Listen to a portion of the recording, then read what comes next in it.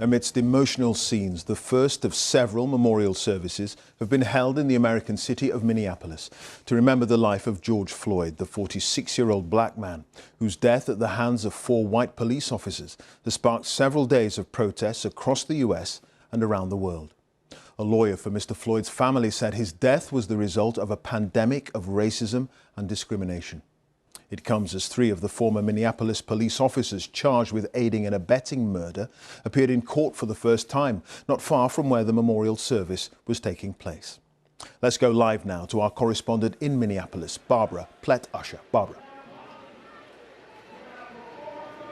The service ended a short while ago, Clive, and I think it really set the tone for the other memorials that are to come, but also for the direction in which activists want to build the momentum, take the momentum that has been building since George Floyd's death.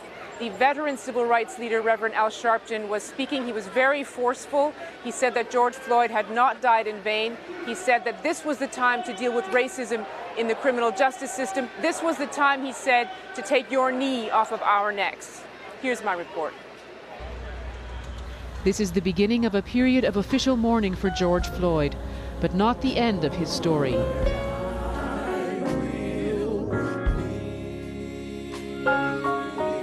A pause for breath after 10 traumatic days.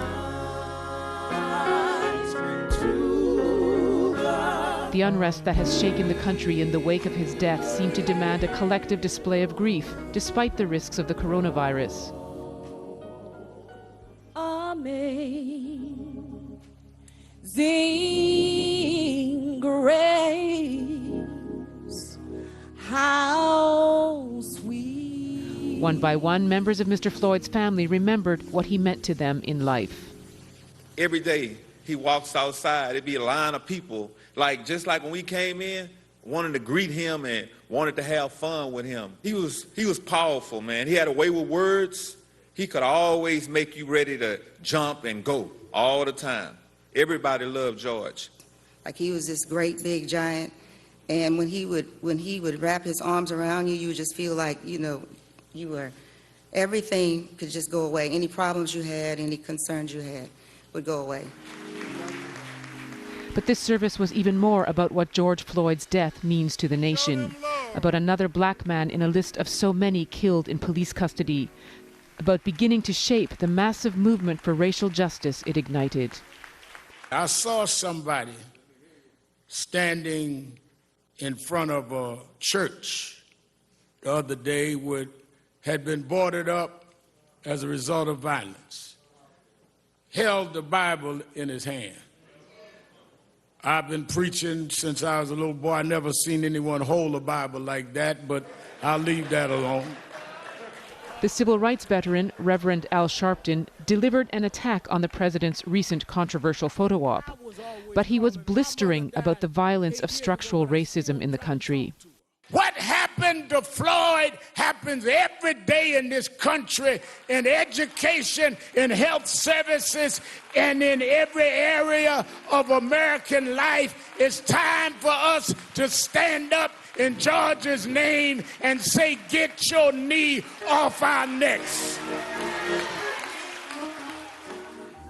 Let us stand still. You that believe in faith, bow your heads. They were silent for 8 minutes and 46 seconds, the time that Mr. Floyd spent with a knee on his neck. That number's become a potent symbol of police brutality for protesters. In New York, another memorial, seeking to build on momentum for change,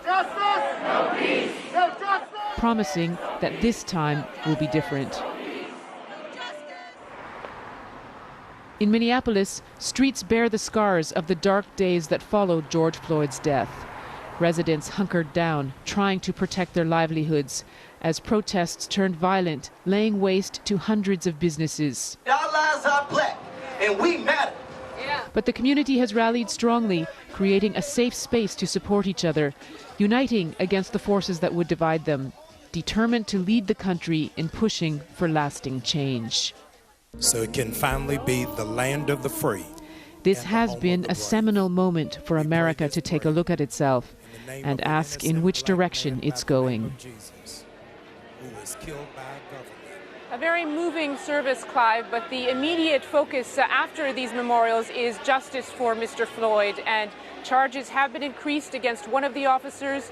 New charges were issued against the 3 other officers who were involved in the arrest. They appeared in court today for the first time with bail set at $1 million each. The family called this a step along the road to justice, but they said they were aware that there could be a long journey between an arrest and a conviction. They also called it a bittersweet moment, and that is what this day itself has been for them and for others, a bittersweet moment. Okay, Barbara, thank you for that. Barbara Plett Usher there in Minneapolis.